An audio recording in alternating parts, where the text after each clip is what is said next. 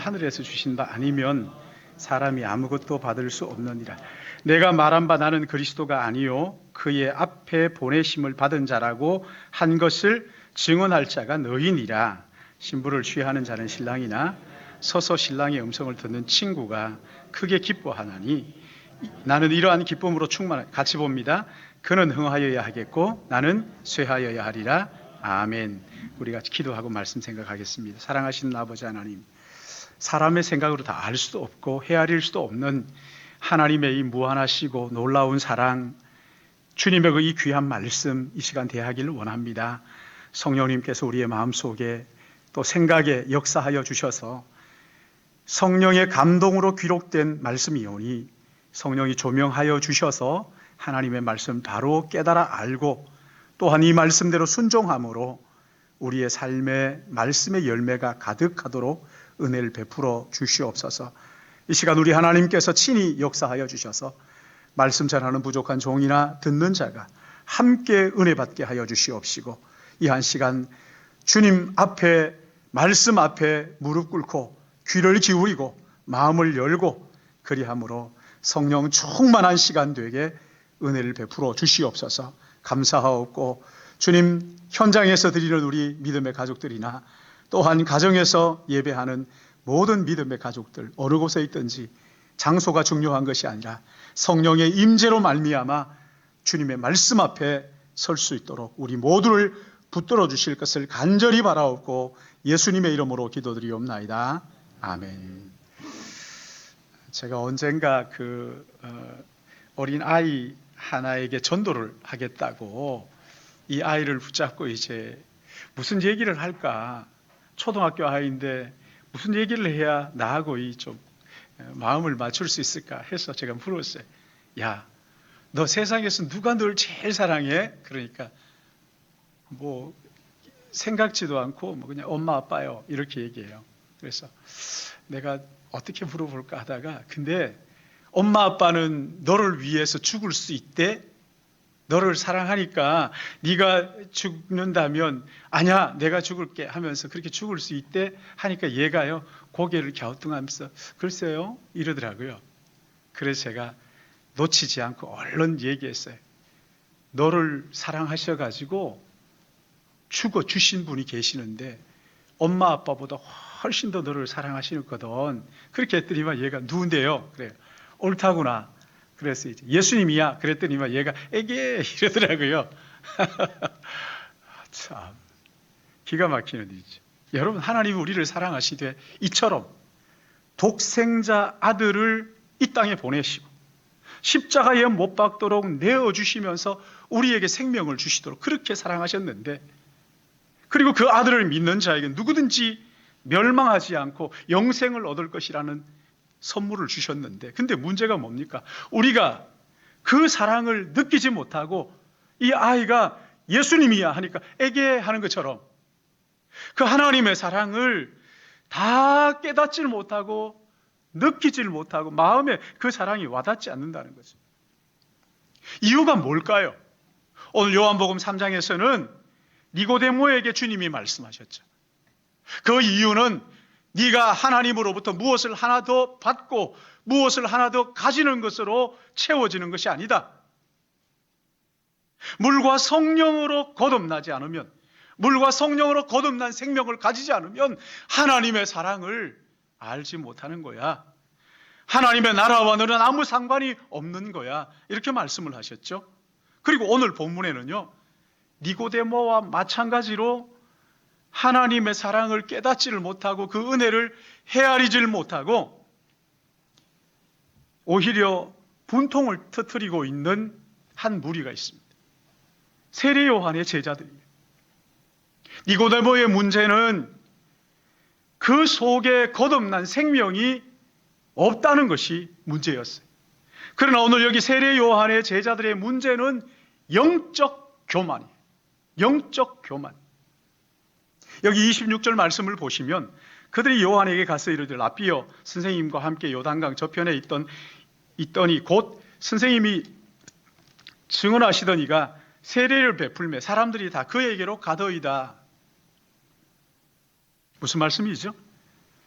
요한이 요단강에서 세례를 베푸는데 그 에논이라는 지역에서 예수님께서 지금 세례를 베풀고 계시는 거예요. 사람들이 요한이 세례를 베풀 때는 우르륵 몰려와가지고 하다가 예수님이 세례를 베푸신다는 얘기를 듣고는 다시 우르륵 몰려가 버린 거예요. 그러니까 이걸 보면서 예수님께로 가는 그 사람들을 바라보면서 요한의 제자들이 지금 분통을 터뜨리고 있다는 거예요. 여러분, 이게 영적 교만입니다. 이게 영적 교만이에요. 왜 이게 영적 교만입니까? 창세기 3장을 보시면 교만이 우리 안에 어떻게 들어왔는지를 보여주죠. 아담과 하와가 하나님이 지으신 가장 아름다운, 아니 완벽한 동산에 거기에서 살고 있었어요. 그 가운데서 가장 강교한 뱀이 그에게 다가와서 유혹을 하잖아요. 그 유혹에 홀딱 넘어가고 마는 거지. 이 아담과 하와가 가장 완벽한 하나님이 지으신 그 동산에 살고 있으면서도 유혹에 넘어갈 만큼 만족하지를 못하고 감사하지를 못하는 거예요. 하나님이 지으신 이 아름다운 동산, 나는 만족합니다. 이게 아니라 뭔가 마음속에 불만족이 있었으니까 뱀이 유혹하니까 거기에 홀딱 넘어가는데, 여러분, 그 유혹이 뭡니까? 환경의 문제가 아니에요. 마음의 문제예요. 마음의 문제. 얼마나 더 못 가져가지고 내가 유혹에 빠지는 게 아니란 말입니다. 나의 마음의 문제예요. 하나님은 교만을 제일 싫어하시죠. 이 교만이라는 것은 마음의 문제잖아요. 근데 우리는요, 모태에서 태어날 때부터, 모태에 있을 때부터 이미 교만이라는 죄를 가지고 있습니다. 그리고 그 교만이라는 죄를 가지고 태어났어요. 거기다가 우리 안에 있는 이 교만을 부추기는 무리들이 있어요. 요한에게는 그가 누굽니까? 가장 가까운 제자들.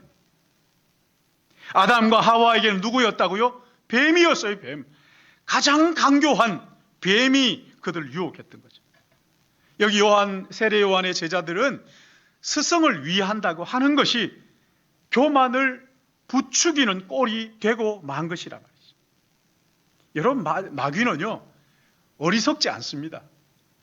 마귀는 얼마나 똑똑한지 가장 가까운 사람, 가장 사랑하는 사람을 통해서 우리 안에 교만을 부추겨서 죄에 빠뜨리는 경우 얼마나 많은지 몰라요.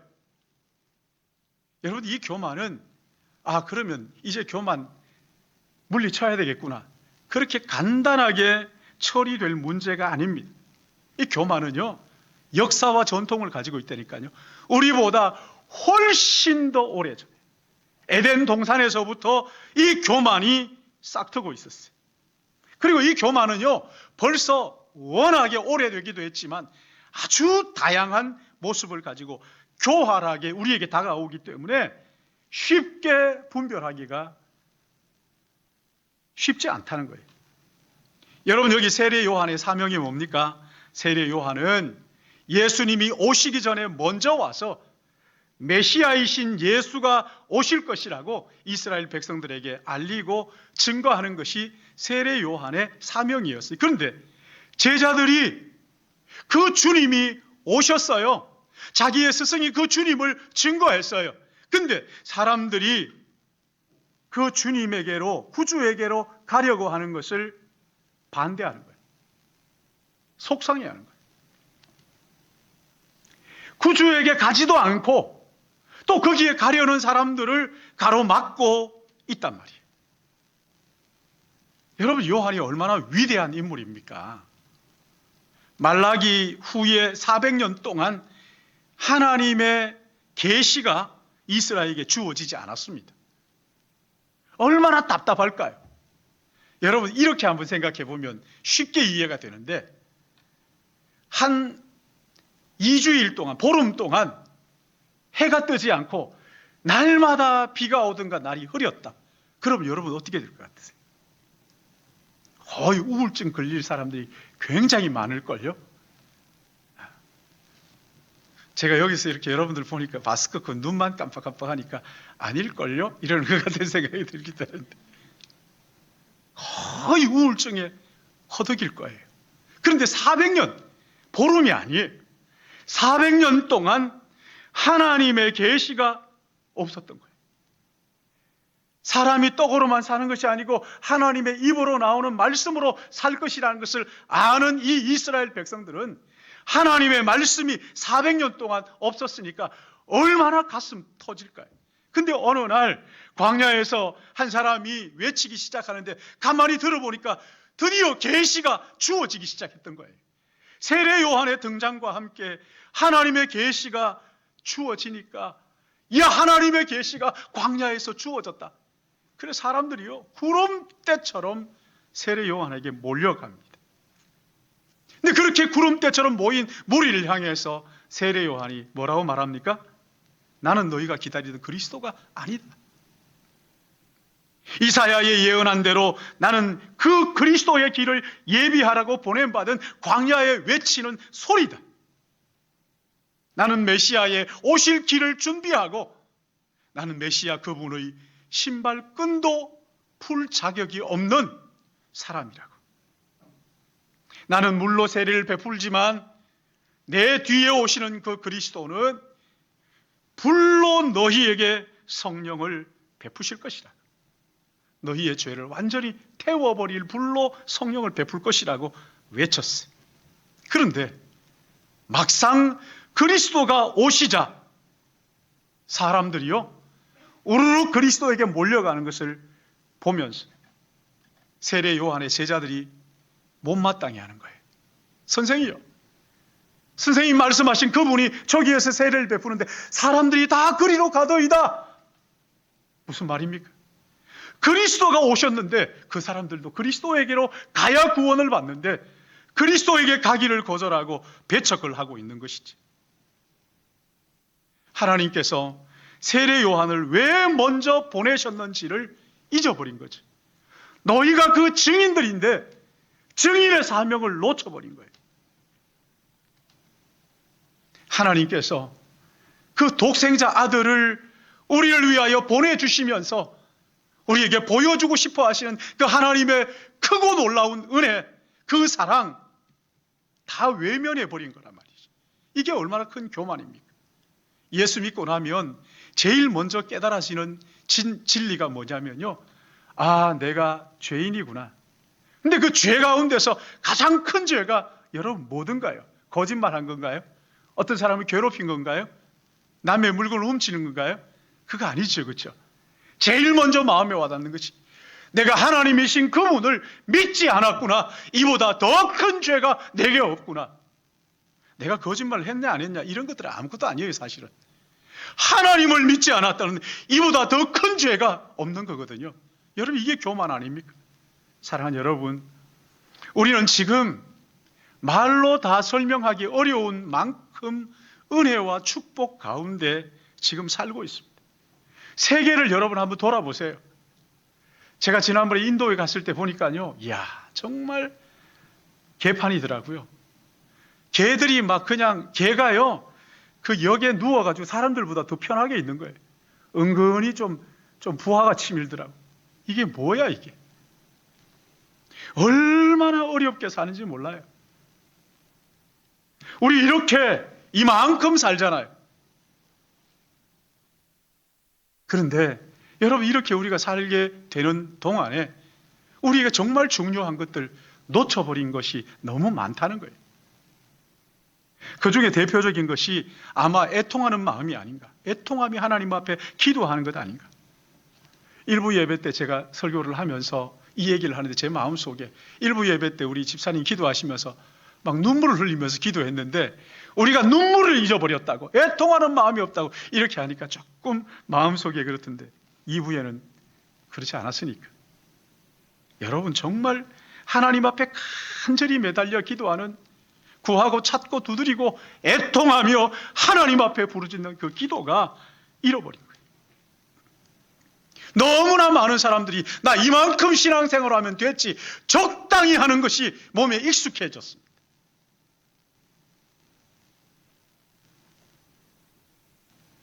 이만큼 신앙생활하면 이것 좀 입으면 됐지, 너무 쉽게 생각합니다.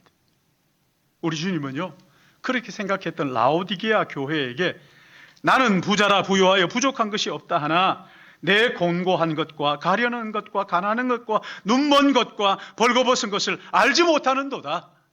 너희들은 괜찮다, 이만하면 됐지, 뭐 이만큼 신앙생활하면 됐지, 그렇게 할지 모르지만 우리 주님이 보실 때는 네가 그렇게 말한다마는 너희의 그 곤고함과 그 영혼의 가련함과 그 영혼의 헐벗음과 가난과 눈먼 것과 벌거벗은 것을 알지 못하는구나.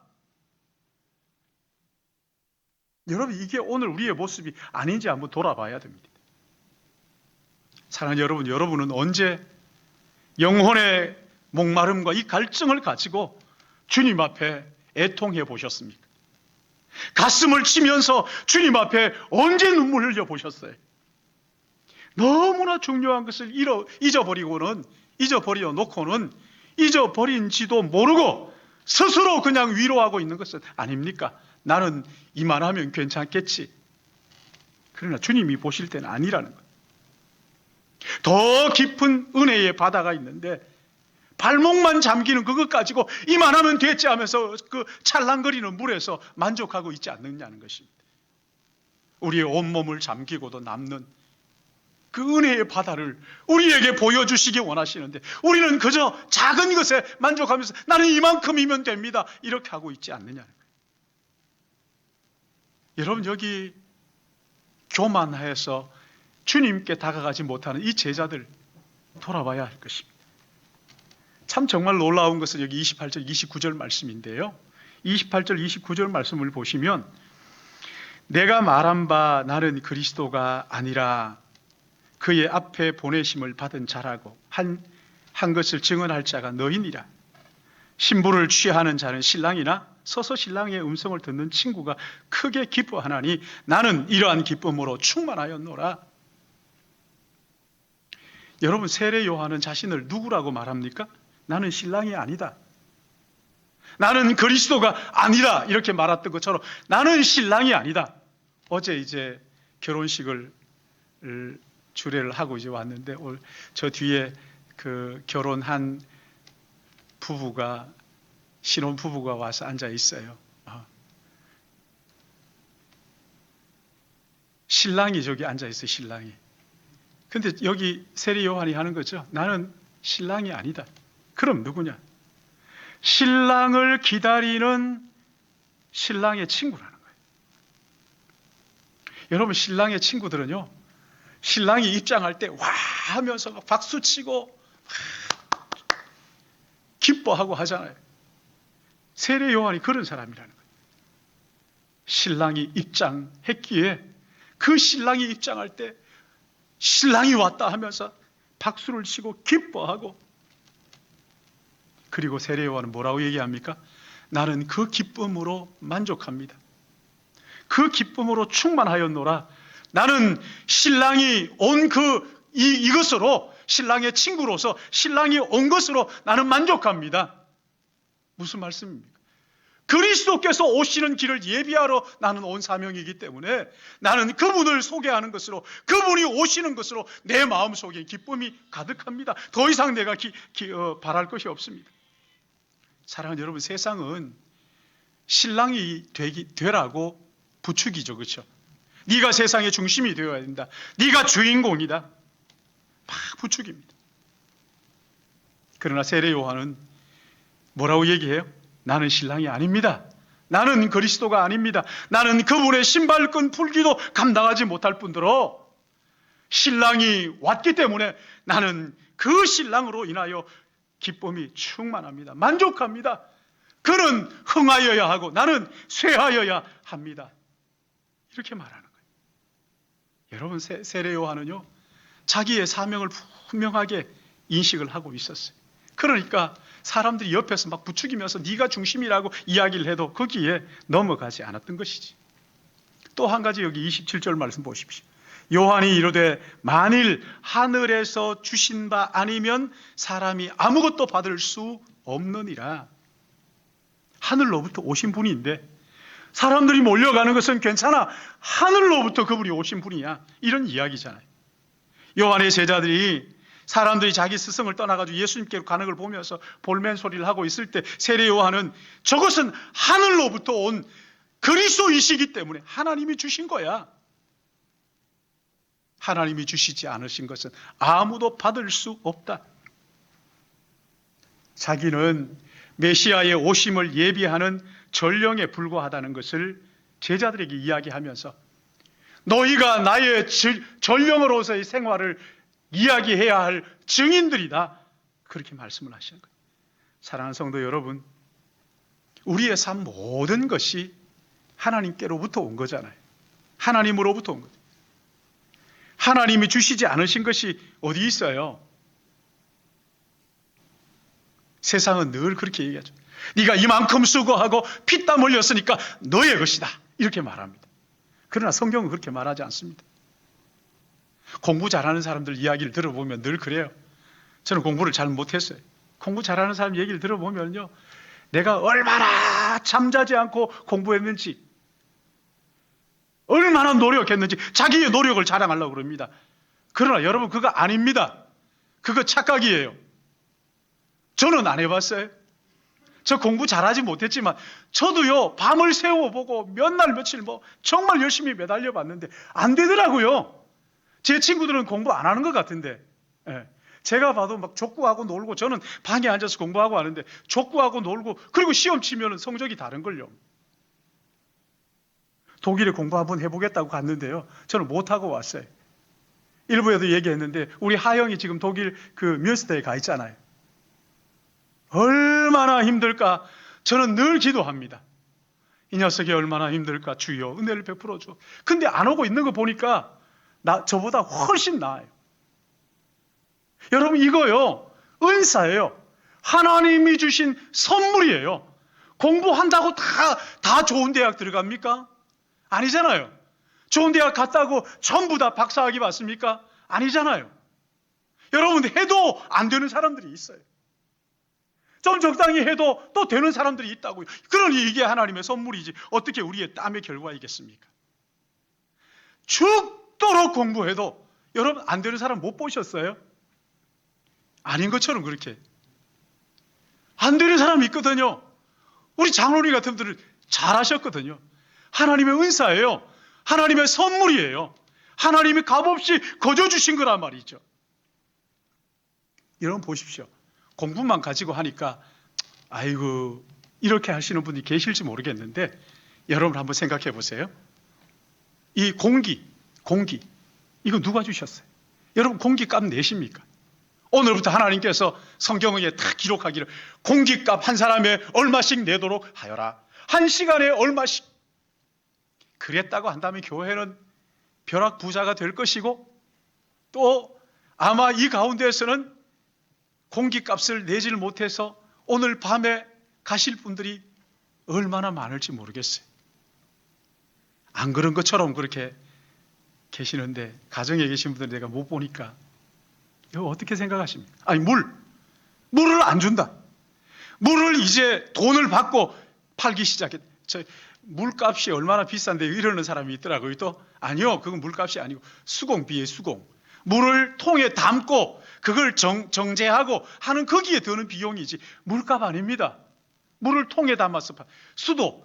여러분, 수도세라는 것은 전기세죠. 물을 집에까지 배달하기 위해서 공급하는 그 라인 깔고 또 그거 손보고 물을 또 깨끗하게 하기 위해서 하는 그 값이지 물값 아니에요. 물은 공짜예요. 물은 공짜. 하나님이 공짜로 주신 거예요. 만약에 이거 돈 받는다 그러면요, 여러분 정말 물 못 마셔가지고 그냥 물 못 마시면 어떻게 되죠? 아마 수두룩할 거예요. 햇빛, 여러분 돈 주셨어요? 여러분이 돈 내는 만큼만 해가 여러분들에게 비친다 그러면은 햇빛 못 봐가지고 우울증 걸린 사람이 수두룩할 거예요. 여러분, 내가 뭘 노력해서 얻었다 이렇게 말할 수 있는 게 있어요. 생명, 여러분이 노력한 게 뭐가 있어요? 하나님이 거저 주신 거거든요. 부정 모혈을 통해서 우리가 태어난 거잖아요. 영원한 생명, 그야말로 하나님께서 그 값없이 거저 주신 거란 말이죠. 하나님은요, 우리가 이런 것 가지고 자기가 하나님의 자리에 앉는 것을 얼마나 싫어하시는지, 자랑하는 것을 얼마나 싫어하시는지. 고린도전서 4장 7절에는 내게 있는 것 중에 받지 아니한 것이 무엇이냐? 네가 받았은즉 어찌하여 받지 않은 것 같이 자랑하려느냐? 하나님이 주신 거잖아요. 자랑해야 될 게 아니라, 잘난 척할 게 아니라, 우월감을 가질 것이 아니라 하나님께 감사해야 돼. 그것을 지니지 못한 사람들에게 일말의 미안한 마음들을 가지는 것이 옳은 거잖아요. 근데 여러분, 여기에 세례 요한, 제자, 이 제자들은 요한을 부추깁니다.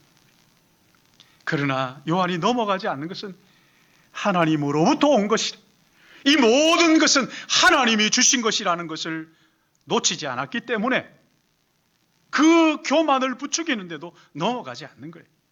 또 하나 생각할 것이 28절의 말씀입니다. 내가 말한 바 나는 그리스도가 아니라 그의 앞에 보내심을 받은 자라고 한 것을 증언할 자가 너희니라. 여러분, 요한은 제자들이 부추김 앞에서도 자기의 정체성을 분명히 했어요. 자기 주신 사명을 분명하게 깨달았던 거예요. 나는 그리스도가 아니다. 그리스도의 길을 예비하라고 보내심을 받은 자다. 자, 보십시오. 여러분, 죄의 핵심이 뭡니까? 죄의 핵심은 스스로 자기가 하나님이 되려는 것이지. 그 마음이에요. 하나님의 자리에 하나님이 계신 것이 아니라 자기가 그 하나님의 자리를 차지하려는 그 마음이라면, 이게 죄의 핵심이에요. 그러나 거듭난 하나님의 사람들은 하나님 앞에서 자신을 아는 거죠. 하나님은 하나님이시고 나는 피조물입니다. 전능하신 하나님 앞에 나는 먼지 같은, 티끌 같은 존재에 불과한 것이라고 고백할 줄 압니다. 그는 나 같은 죄인을 사랑하셔서 그의 아들을 보내주시고 그 사랑 안에서 우리를 구원하신 하나님의 그 사랑을 기억하는 거예요. 하나님, 나는 티끌만도 못한 존재입니다. 그러나 하나님의 사랑이 우리에게 어떻게 부어졌는지를 우리가 알기에 그 사랑 앞에 감사하는 것입니다. 참 어리석게도 하나님의 은혜를 안다고 하는 사람조차도 자기 스스로가 뭔가 할 수 있다고 자꾸만 생각하는, 여러분, 이게 착각이에요. 세상의 가치가 성도들의 마음에 쑥 들어와 가지고 이 세상의 가치에 농락을 당하는 거란 말이죠. 이게 타락이에요. 사랑하는 여러분, 하나님은 하나님이십니다. 우리는 피조물이에요. 하나님은 사랑의 하나님이시고 은혜의 하나님이시고 우리는 사랑받을 자격이 없는 티끌만도 못한 존재. 그러나 그런 인생을 우리 하나님이 사랑하셔서 예수 그리스도를 보내주시고 구속의 은총을 베푸셔서 하나님 아들의 반열에 우리를 올려주신 그 큰 사랑 말이죠. 이 사랑을 깨달으면 누구나 하나님 앞에서 하나님의 자리에 하나님이 계시도록, 나는 하나님이 아닙니다. 나는 그리스도가 아닙니다. 나는 피조물에 불과하고 죄인이고 멸망받아야 마땅한 죄인입니다. 그러나 하나님께서 나의 왕이 되시고 구원자 되셔서 나를 구원하셨습니다. 사랑하는 여러분, 언제 이런 고백을 주님 앞에 드려보셨습니까? 요한이 자기의 분수를 지킬 수 있었던 것은 자기에게 주신 사명이 무엇인지를 분명하게 인식하고 있었기 때문에, 자기의 정체성을 분명하게 알고 있었기 때문이에요. 내가 얼마나 죄로 물든 사람인지 사실은 자기도 자기를 다 모르는 거예요. 틈만 나면 자기 자신을 하나님의 자리에 올려놓고 자랑하기를 좋아하는 우리들이잖아요. 사랑하는 여러분, 하나님의 자리를 탐내면 안 되는 거예요. 어느 순간 하나님의 자리를 딱 보면요, 유혹을 받은 사람의 특징이 뭐냐면 하나님의 자리를 딱 보면 보암직하고 먹음직하고 지혜롭게 할 만큼 탐스럽게 보이는 거예요. 하나님은 하나님이시고 우리는 사람이에요. 하나님의 자리에 나를 두면 안 됩니다. 사람들이 뭐라고 내게 칭찬을 하더라도 나는 한낱 티끌에 불과한 인생이라는 것을 잊지 마시고 그 부추김에, 그 교만을 부추김에 흔들리지 마시기를 주님의 이름으로 축복합니다. 여기 29절 말씀을 보시면요, 요한이 그의 삶의 자리가 어디인지, 내가 어디에 서 있는 것이 옳은지를 이렇게 얘기합니다. 신부를 취하는 자는 신랑이나 서서 신랑의 음성을 듣는 친구가 크게 기뻐하나니 나는 이러한 기쁨으로 충만하였노라. 신랑이 서야 할 자리, 신랑의 친구가 서야 할 자리를 혼돈하지 않는 거란 말이죠. 메시아를 드러내고 사라질 존재라는 것을 인식을 하고 있어요. 여러분, 거듭난 성도라면요, 누구나 하나님의 영광을 위해 살고 싶다고 말합니다. 그러나 우리는 하나님이 영광 받으시고 나도 영광을 받아야 옳다고 생각을 합니다. 착각이에요. 착각이에요. 여러분, 세례 요한은 영광 받고 죽었어요? 세례 요한은 어떻게 죽었어요? 목베임을 당했죠. 왜 목베임을 당했어요? 물론 그 뒤에 많은 이야기가 있지만, 여기 헤롯의 아내의 딸이 춤추는 것을 보고는 헤롯이, 야, 네가 원하는 게 뭐냐, 나라의 반이라도 주겠다 그러니까 지 엄마가 뭐라 그러냐면 요한의 머리를 요구해라. 끔찍하게 목이 잘려서. 여러분, 이게 영광입니까? 우리가 볼 때는 영광이 아니잖아요. 베드로는 어떻게 죽었어요? 우리 스승이 십자가에 못 박혀 죽었는데 내가 어떻게 십자가에 바로 못 박혀 죽을 수가 있습니까? 나는 거꾸로 못 박혀서 죽었다고요. 예수님의 제자 하나하나 여러분 살펴보십시오. 영광을 받았는지. 그게 아니거든요. 하나님이 영광 받으시면 나도 영광을 받아야 합니다. 이게 아닙니다.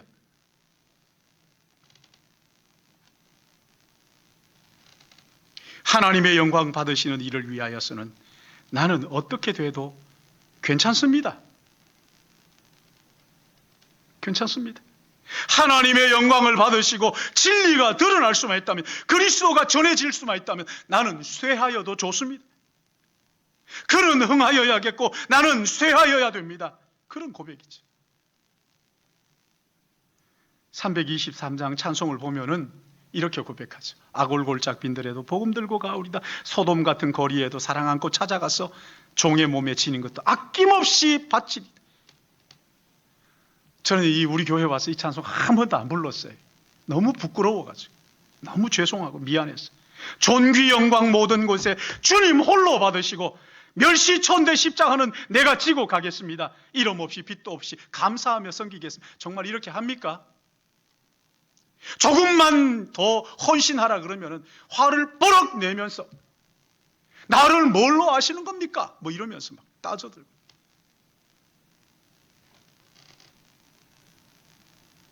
멸시천대 십자가, 그 주님이 지시고 나는 영광을 받아야 하나님도 영광 받으실 거 아닙니까? 이런 성경에도 없는 소리를 합니다.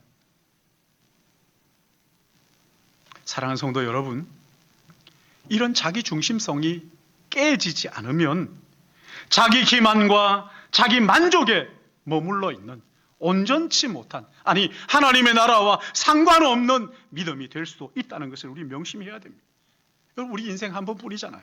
지나가면 다시 올 수 없잖아요. 너무 소중한 인생이, 이 소중한 인생을 나를 사랑하사 나를 위하여 자기 몸을 버리신 하나님을 믿는 믿음, 예수 그리스도 그분께 드리겠다는 목마름을 가지고, 그 갈망을 가지고 구원자 예수가 드러나고 주님이 증거될 수만 있다면 나는 어떻게 되어도 괜찮아요, 상관없습니다 하는 이런 성숙한 믿음 말이죠. 사람들이 뭐라고 내게 얘기하든지, 뭐라고 입방아를 찍든지 주님의 뜻이 이루어지는 일을 위하여라면 나는 없어도 좋습니다. 나는 괜찮습니다. 나는 없어도 좋습니다. 고백하는 이 성숙한 믿음 말이죠. 성령께서 우리 안에 이런 은혜를 다시 회복시켜 주시기를 축복합니다.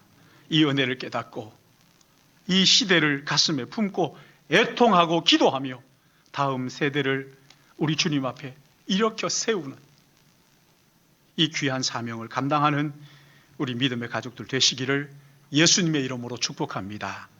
하나님 아버지, 하나님 아버지, 참 저희들이 얼마나 어리석고 연약한지, 세상에 좋아 보이는 것은 그저 내 안에 이루어졌으면 좋겠다고 하는 생각들을 가지고 그것이 마치 기도인 양, 하나님의 뜻인 양 구하는 때가 얼마나 많은지.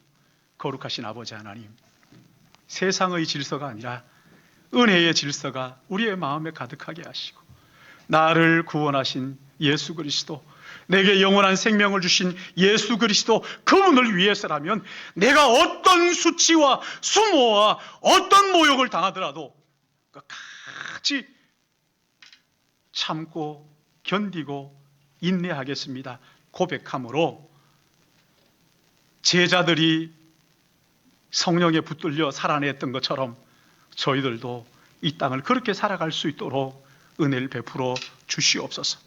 이 시간에 순서를 따라 귀한 예물을 구별하여 주께 드리기 원합니다. 억지로나 인색함이 아니라 기쁨으로 드리게 하여 주시옵시고 기꺼이 주님 앞에 나의 모든 것이 주님의 것입니다 고백하며 드림으로 말미암아 우리 하나님께서 그렇게 고백하고 사는 자들을 어떻게 또 축복하시고 인도하시는지를 깨달아 알도록 은총을 더하여 주시옵소서. 예수님의 이름으로 기도드리옵나이다. 아멘.